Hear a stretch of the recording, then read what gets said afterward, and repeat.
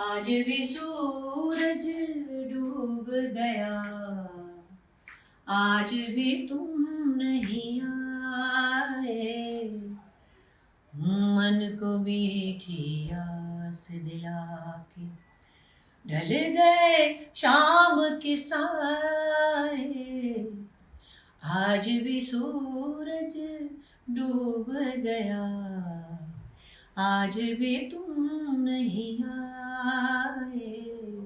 क्या बात है मैडम के गानों की, और नागमुनि के गाने थे। अब ये मैं हुसैन साहब को सुना रही हूँ। अच्छा, इस्लामाबाद में काम करें। हाँ, आपको एक बात बताऊँ भाई, हुसैन साहब ने भी अपना यूट्यूब चैनल शुरू किया, बल्कि एक डिजिटल कंपनी ने उनका चैनल शुरू किया है, उसका नाम है परिस्तान। आप जनाब सब्सक्राइब करें।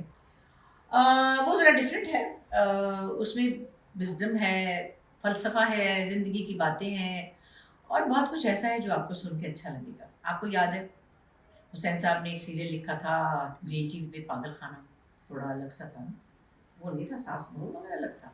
उसकी एक अलग नीश होती है जो उसको वॉच करना चाहती है, और कुछ लोगों को कोई सुलझी हुई बात, कोई सीरियस बात भी सुनना होती है। हल्ला गुल्ला वाली बातें ज़्यादा अच्छी लगती है, और हुसैन साहब थोड़े से फ़लसफ़ी हैं।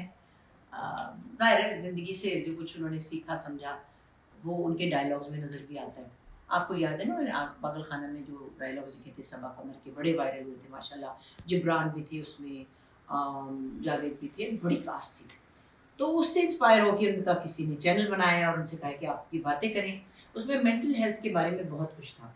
मेंटल हेल्थ हमारे यहाँ कौन जानता है? थोड़े से लोग जानते हैं। ओसीडी के मसले क्या होते हैं, जो हर वक्त सफाइयाँ करते हैं ना, उनको कहते हैं ओसीडी पेशेंट। फिर एंग्जाइटी होती है, लोगों को बेचैनी होती है, ये करना हो नहीं, ये और बहुत सारी और टॉपिक्स हैं जिसमें कि आप डिप्रेशन होता है। फिर लोगों को एक गुस्से वाली भी लोगों की तबीयत होती है कि वो एंगर मैनेजमेंट होती है। तो ऐसी बहुत सी चीज़ों को उन्होंने ड्रामाई तौर पर आपके सामने पेश किया था।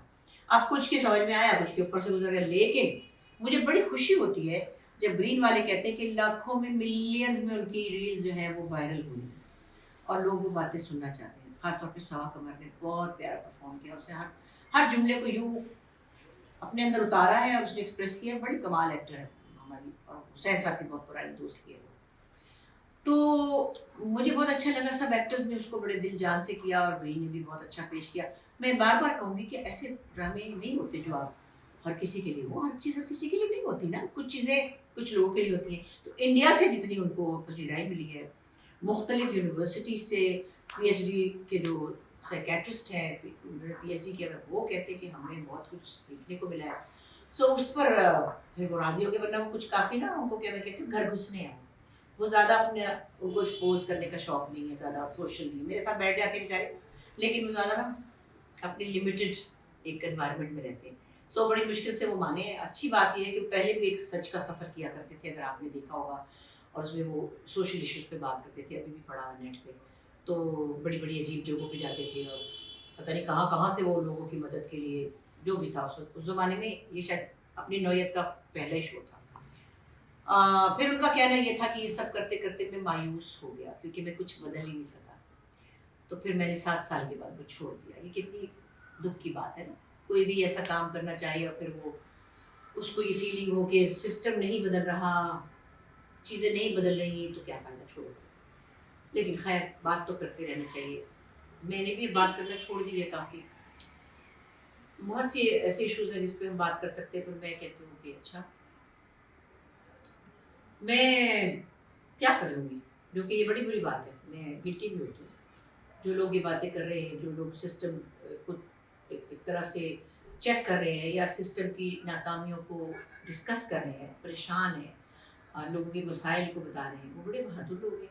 बहुत सारे लोगों ने इसके कॉन्सिक्वेंसेस भी भुगते हैं।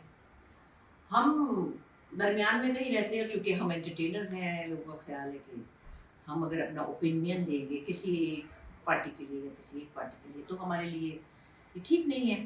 बहरहाल, ये एक लंबी बहस है, उसमें क्या जाए। अल्लाह है बस, अल्लाह से कहते हैं, अल्लाह पाक पाकिस्तान को सलामती दे, पाकिस्तान के लोगों के अंदर वो ज़र्फ़ दे, वो अक़ल दे, वो शऊर दे कि वो अपने लिए बेहतर सोच सकें और बेहतर फ़ैसला कर सकें, है ना? अब जनाब मुझे लगी भूख। बशीर, आपने क्या बनाया आज? चिकन छोले? जी। तो मुझे चिकन छोले बड़े पसंद है। मैंने कहा मुझे सिर्फ चिकन छोले और चावल खाने हैं, کبھی آپ، اور میں یہ بتا رہی ہوں میں آپ کے ساتھ ایک پروگرام کروں گی انشاءاللہ رمضان میں کوکنگ میں بھی.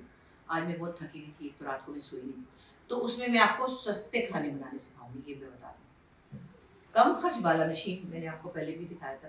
آپ کو اب یہ سمجھنا پڑے گا کہ زندگی کہاں سے کہاں ہمیں لے آئی ہے اور ہمیں اس کے ساتھ کیسے خوش رہنا ہے، ہمیں کیسے اس کو کوپ کرنا ہے. جب لوگ مجھے کہتے ہیں نا کہ آپ بڑی پازیٹیو رہتی ہیں، بڑی خوش رہتی، تو میں اس میں ایفرٹ نہیں لگاتی.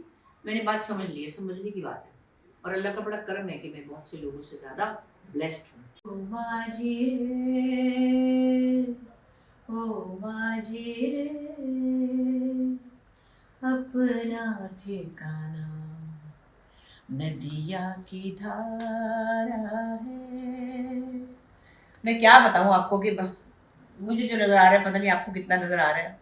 اتنا اچھا لگ رہا ہے سمندر میں. شام ہو گئی، صبح سے اتنے کام تھے کہ کیا بتاؤں. ایک تو یہ کہ میں گھر کے بھی کچھ کام تھے، اس کے بعد میں گئی تھی جنا اسپتال چائلڈ لائف والوں کے ٹور پہ، ٹرپ پہ نا، اور میں دیکھنے گئی تھی وہاں کیا ہو رہا ہے. بس دل دکھی بھی ہو گیا. چھوٹے بچے پیدائش کے بعد جو ان کے مسائل ہیں، جو افورڈ نہیں کر سکتے، تو چائلڈ لائف والوں نے کیا کیا کہ انہوں نے سرکاری اسپتالوں میں ان کو اڈاپٹ کیا ہے، خاص طور پہ بچوں کے وارڈس کو، اور پاکستان کے مختلف شہروں میں، اور اس کو بہت بہتر کر دی. یعنی جو لوگ اٹھ کے جاتے ہیں نا، وہ تو یہ دیکھنے جاتے ہیں کہ سرکاری اسپتال میں جانے کے جا کے نا پتہ چلتا ہے کہ چائلڈ لائف والوں نے کیا سے کیا کر دیا ہے. اتنا اچھا سسٹم، اتنا پراپر کمپیوٹرائزڈ، اور پھر مفت غریبوں کے لیے. چھوٹے چھوٹے بیبیز کو میرے تکلیف میں دیکھا تو بس برداشت نہیں کر پائی، بڑا دکھ ہوا. ایک بات جو میں اکثر کہتی بھی ہوں، وہ پھر پتہ نہیں کسی کو اچھی لگتی ہے بری لگتی ہے. ہمارے مسائل بہت زیادہ ہیں اور ہر طرح کی کوشش ہو رہی ہے، چیریٹی بھی کرتے ہیں لوگ.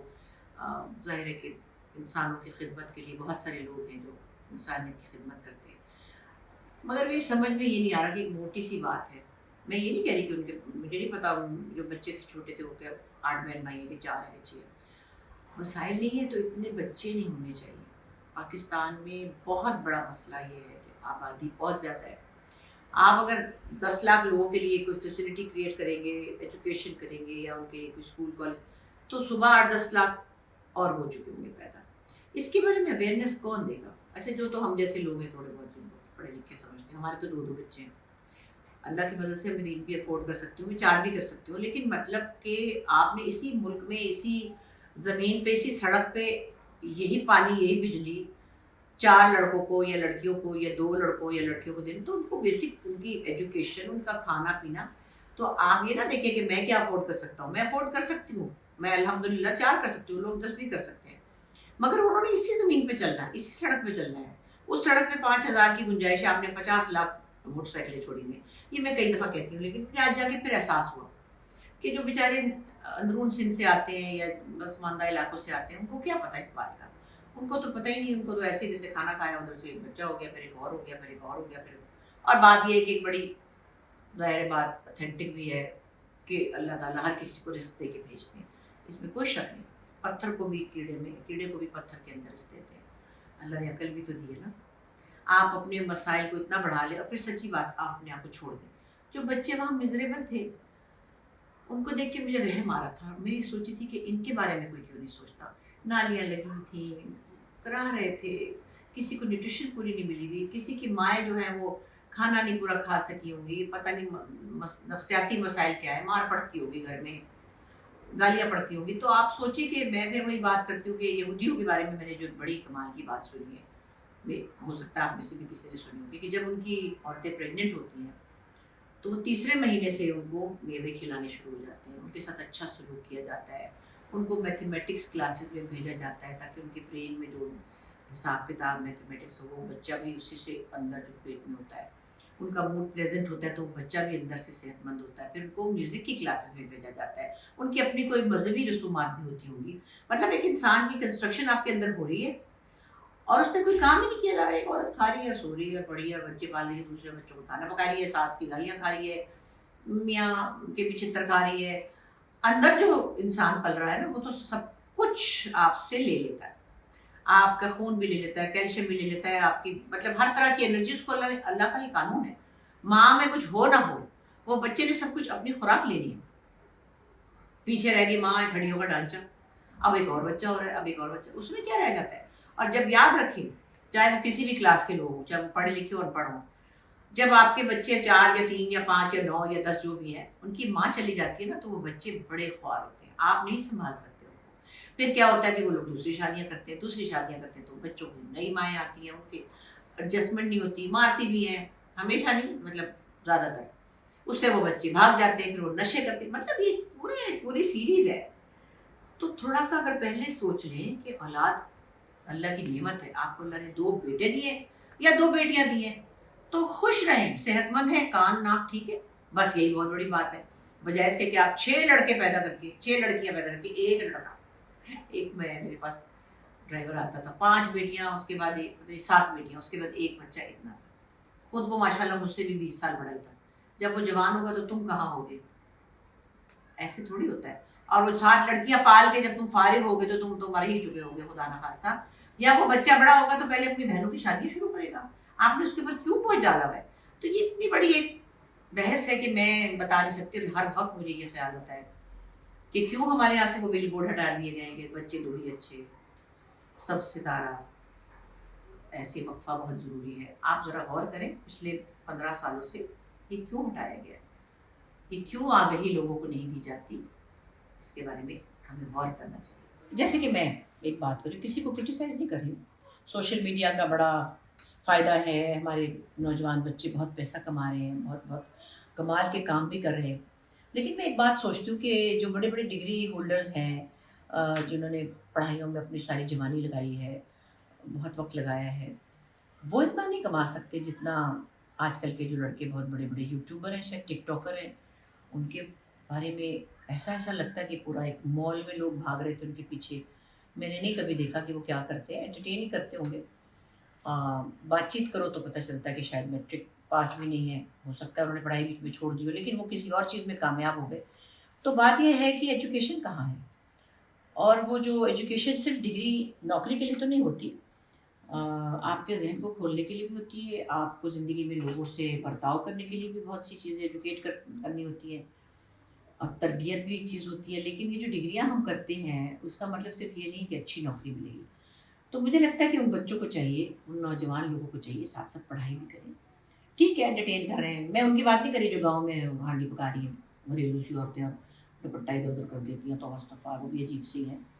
میں ان کی بات کر رہی ہوں جو نوجوان بڑے ہٹ ہیں، پاپولر ہیں، ٹک ٹاکر ہیں، اور ان کا بڑا پتہ نہیں کتنے کروڑوں روپے ان کے اوپر ہیں، پھر ان پہ کیس بھی ہو جاتے ہیں، پھر ان پہ لوگ جل بھی جاتے ہیں، ان کو لوگ پریشان بھی کرتے ہیں، کئی دفعہ ان کے لیے خطرناک بھی ہوتا ہے۔ اتنا پیسہ ایکسپوز کرنا چھوٹے علاقوں کے لوگوں کے لیے ایک جلیسی کا باعث بنتا ہے۔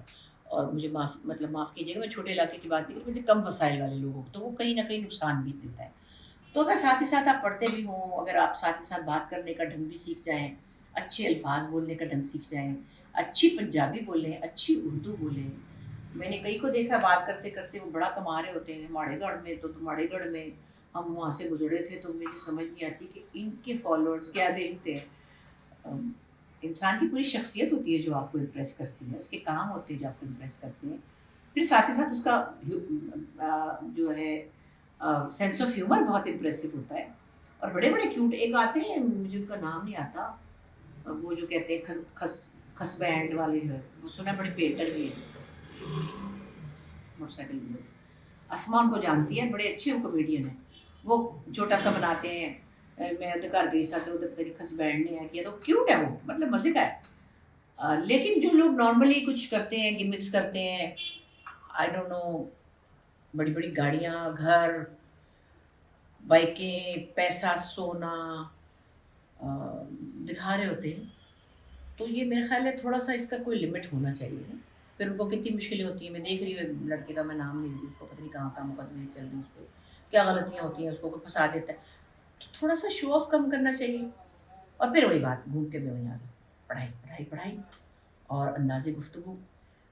میں نام نہیں لوں گی، ہماری 1-2-4 پرانی آرٹسٹ تھیں فلموں کی جو کہ پڑھ نہیں سکی تھیں، اور میں نے دیکھا انہوں نے 30-40 سال میں اپنے آپ کو اتنا گروم کیا ہے کہ اب جب ان سے بات کرتے ہیں تو آپ نے جو چیز اچیو کرنی ہے، پیسہ آپ کے پاس آنا ہی آنا ہے۔ ایک بات میں نے بڑی اچھی کسی کی سنی تھی، جو آپ کی قسمت میں پیسہ ہے، عزت ہے، وہ خود ہی آئے گی۔ چاہے آپ کچھ بھی کر لیں. اور آپ کی مرضی آپ نے وہ کیسے کمانا ہے, زمین سے اٹھا کے کھانا ہے یا آپ نے عزت سے کہیں سے لینا ہے, یہ آپ کے اوپر ہے. آنا وہ ہے, اگر مہینے کی میری مثال کے طور پہ 50 کروڑ 50 لاکھ انکم ہو, میری مرضی ہے کہ میں وہ کیسے کماؤں, کسی غلط کام سے کماؤں, غلط طریقے سے کماؤں, یا میں اچھے طریقے سے عزت سے کماؤں. تو جو میرے نصیب میں وہ آئے گا ضرور, یہ تو ہم سب کا ایمان ہے. کھانے والی چیز پہ بھی کہتے ہیں جو رزق بھی ہمارے نصیب میں ہے, اللہ نے جو لکھا ہے وہ ملے گا. تو خیر تقریر ذرا لمبی نہیں ہو گئی, ہائے اللہ وہ بھی لگ گئی. صبح کی پھر رہی تھی اور کھانا نہیں کھایا تھا, تو کھانا میں نہیں کھاتی دوپہر کو, لیکن آج میں نے فروٹ بھی نہیں کھایا کیونکہ میں وہاں گئی تھی چائلڈ لائن والوں کے پاس. بشیر کھانا لے کر آئیے ذرا, میں آج اپنے چکڑ چھولے چاول کے ساتھ کھاؤں گی, پھر بات کروں گی آپ سے. چکڑ چھولے, چھولے انڈے. چنو منو نے کھا لیا؟ اچھا, چنو منو کو لوگ مس کر رہے ہیں. ہاں میں تو کھا رہی ہوں کھانا. چلو چنو منو, او چنو منو جلدی سے آؤ ادھر, آ جاؤ. پہلے آپ نے کھانا کھایا تھا؟ آپ نے یہ کھایا ہے کہ نہیں ہے؟ ادھر دکھاؤ نا, کتنا پیارا لگ رہا ہے یہ نیلا سوٹ, اللہ کتنا پیارا ہے نا. اب وہ چمٹنے کے علاوہ کوئی کام نہیں, کپڑے کتنے پیارے ہیں نا. ہاں آپ کے بھی بہت پیارے ہیں, اور اندر بنیان پہنی ہے نا, بہت شکر ہے. ٹھنڈ تو نہیں لگ رہی؟ اچھا جاؤ خوش کھانا کھا, میں کھانا کھانے لگی. اب آپ کے لیے بسکٹ لائی ہوں, پھر آپ کو ابو دیں گے. اچھا تم نے دیے نہیں, میں نے لائے تھے تو. اچھا ہاں میں لا کے اس کو کہتی ہوں میرے سے دلوانا تاکہ چچور پنا چلے. پھر خوش ہوتے خوشیاں دیکھیے ذرا. اب میں کھانا کھا رہی ہوں, میں کھانا کھاتے ہوئے باتیں نہیں کروں گی, پھر کر کے منہ